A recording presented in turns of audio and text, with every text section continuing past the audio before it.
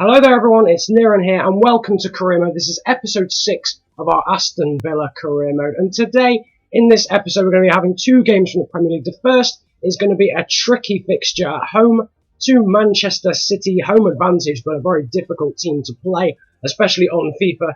Not quite the hardest, I think Chelsea still beats that, but anyway, that's by the by. And then our second game of the episode is against Hull City, so we're playing both cities. Oh, there might be more than one, I don't know that stuff. That was probably an inaccurate statement, if I can get my words out at all. But that's completely by the by. I'm just here flicking through some scout reports there. Raul de Thomas, Manuel Tankovic as well, looking good. Mariusz Stepanski as well. Santimina and Jordan Ibe at the bottom of this. And yeah, let's get straight into the first game. We're up against Manchester City. And to be honest, going into this, I just thought, nah, not today. I'm not having any of this nonsense. This is most likely going to be a loss.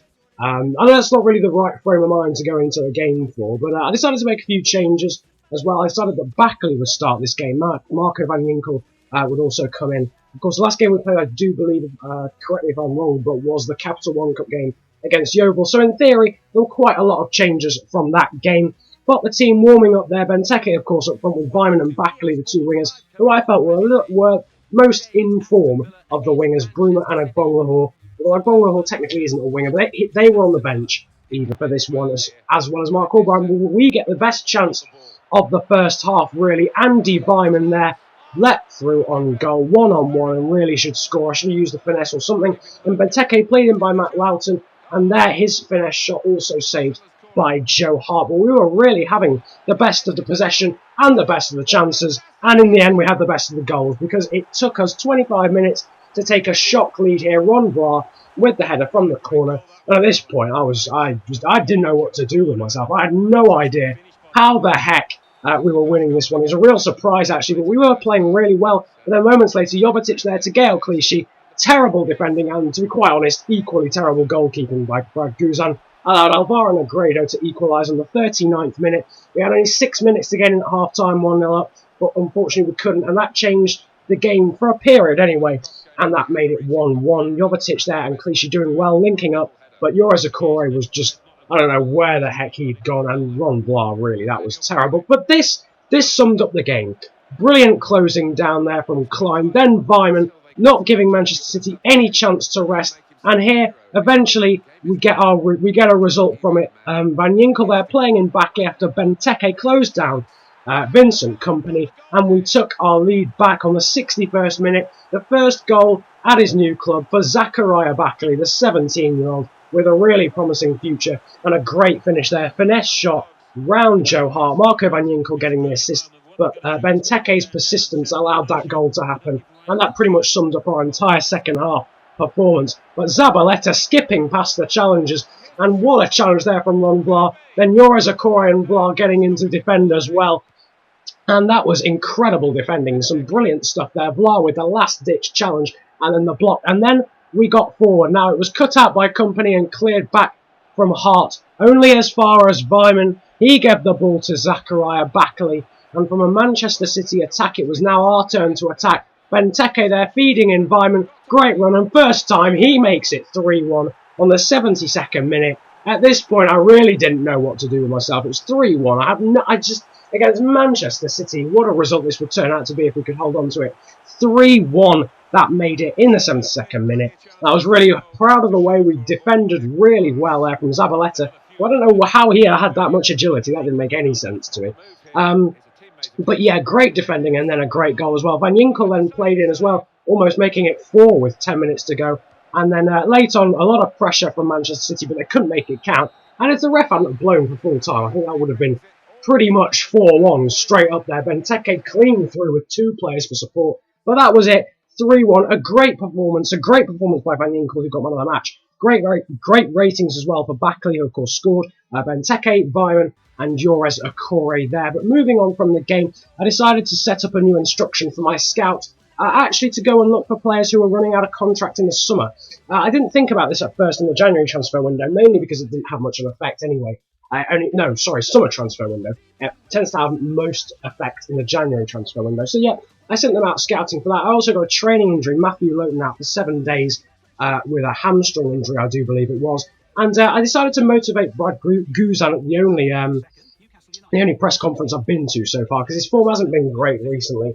So I thought maybe that would resurrect his form from this season. But just checking at the squad report for this month, Lowton, Okore, and a few others going up. Backley now up to 75, Benteke up to 81.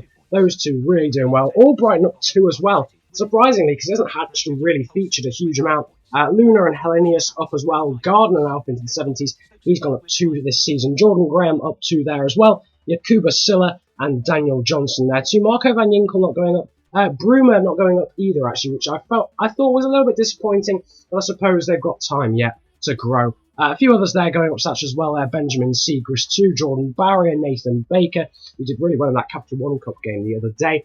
Graham Burke, they're going up 2, as well as Delfonso, and Ender Stevens and Samir Karim going up 1. But yeah, as I said just before the squad report, Brad Guzan, I tried to motivate him in the press conference just to see if that would have any effect on his form recently. That Manchester City goal was soft. He really should have been able to save that. And against Newcastle, really, that cheap Tiote goal, I felt he could have saved that as well, or at least done a little bit better. But now we move on to the whole City game. Sticking with, of course, Brad Guzan. He is my best keeper. But largely an unchanged squad. In fact, a completely unchanged starting 11. I think a few players on the bench were slightly different, like Albrighton. I think a few others getting there as well. But, of course, we move on to the game. And obviously just beating Manchester City 3-1, I thought, well, this should be a walk in the park, really. But it was Hull with the first chance there. A good header from a great cross. Then later on, Nathaniel Klein cutting back, putting the ball into the box. Anyone else, and that's probably in. But it was Zachariah Backley, who's not really known for his aerial ability. Backley again fed in, this time by Benteke's over-the-top ball. And his half volley was saved by McGregor in goal. Benteke then bringing the ball forward, and Zogbia doing well there as well. And Byman, for some reason, I took that first time. I don't know why. Don't ask me why. That was really stupid. But Danny Graham set through on goal, and what a challenge that was from Ron Blah. Life-saving challenge. The defending in this episode's actually been pretty good for my standards anyway. But some great persistence there from Byman, allowing Lowton to feed him Benteke in the middle of the box. He turns the defender, and an emphatic finish with only 15 minutes to go. It was really an infuriating game, actually, in the first half, because we were dominating the possession and the chances. Hull were having good chances, don't get me wrong. It wasn't like complete one-way traffic. But we were having the chances, and really we should have taken the lead based on possession as well. But we just couldn't find that final ball and that final product. But that gave us a 1-0 lead. A few minutes later, Bruma set down the wing after coming on as a second-half substitute. And for some reason, Benteke decided to hit it like that. I don't know why he decided to let it come across his body and then turn and full-on volley. I don't know. I was expecting a bicycle kick. Maybe it was too low for him. I don't know. But that's how it ended. 1-0 and 2 victories in one episode. Brilliant, and on world class as well. Matthew Lowton getting man of the match. Followed closely there by Zogbia and Van Ginkel. Also great ratings for Klein, Vlar, Okore, Backley and Benteke up front, with Delph getting a pretty decent rating as well. The defenders really doing well this episode. I've been very proud of them. But, of course, with the new instructions, I decided to now send my scouts out to different countries. They've been in their respective countries for a very long time. I needed to change things up. They were coming back saying they've found all they could. I sent my first scout out to France, which I don't think I've done before, actually, on this career. I don't think I've been there before. And then my second scout I sent to Switzerland, because in that video, the best places for looking for underrated talent or unknown talent, which I'll leave a link in the description for. Switzerland actually found some great players, as did Norway, which is where I sent my third scout. But just to end the episode, we'll have a look at this month's table, because it has been a month with an international break somewhere along the lines in between those 2 games, I think. But Manchester United lead the table despite having played one more game. They do now have a 6-point lead. There we go. My math's letting me down. We're in 4th, doing brilliantly in the Champions League places there, along with Newcastle. Liverpool 5th, Fulham 6th, Arsenal 7th. They've recovered from their bad start to the season. Chelsea still down there in 10th, with Everton, who will probably be looking to do better. Southampton, who've been doing great in real life, only down there in 13th. But the 3 relegation places occupied by the 3 promoted teams this season: Crystal Palace, Hull and Cardiff, with Swansea, Stoke and Sunderland just outside those positions. But it has been a pleasure ranting at you guys today. I hope you've enjoyed this episode. There we go, just about got that out. Like and subscribe if you did. Comment about enjoying it if you enjoyed it that much. And I hope to bring you a new career mode episode next week sometime, as well as an F1 2013 career, which I'm hoping to bring out soon too. It's been a pleasure answering you today. Have a good day, enjoy yourselves, and goodbye.